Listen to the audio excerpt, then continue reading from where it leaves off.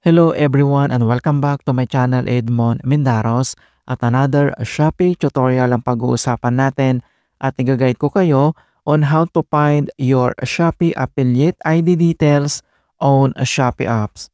So ano bang tinatawag na affiliate ID? So isa itong unique identifier na magpapatunay na isa kang member ng Shopee affiliate program. Ginagamit ito sa pag-track ng products na pinopromote natin at commissions earning natin sa mga bawat products at links na sinishare natin at codes. So yan po yung ibig sabihin niyan.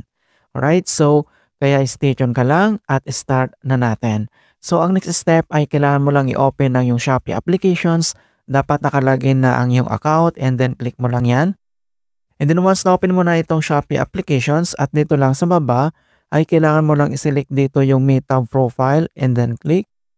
And then dito sa ating Meta profile, and then ang next step ay dito lang sa more activities and then kailangan mo lang i-select dito yung affiliate program. So click mo lang yan.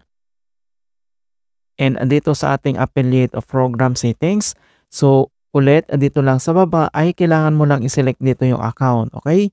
So click mo lang yan. Ayan, so dito na tayo. So makikita mo dito yung ating name, yung user name natin. Kung paano ba natin hanapin yung ating Shopee affiliate ID details. So dito lang sa top right corner makikita mo dito yung icon settings na yan. So i-click mo lang yan. And then dito sa settings and then my account and then kailangan mo lang i-select dito yung account settings. Okay? So i-click mo lang yan. Alright. So, dito na sa account settings, makikita mo na lahat dito yung complete details ng ating affiliate.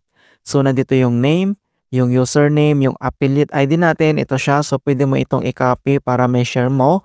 At pwede mong gamitin yan. And then yung affiliate account type, yung ating birth date, yung occupations, and marami pang iba mga kaibigan. So, nandito yung complete informations. And then ito yung ating affiliate ID kung saan mahahanap. Alright, so ganun lang po kasimple mga kaibigan kung paano natin hanapin ang ating Shopee affiliate ID details.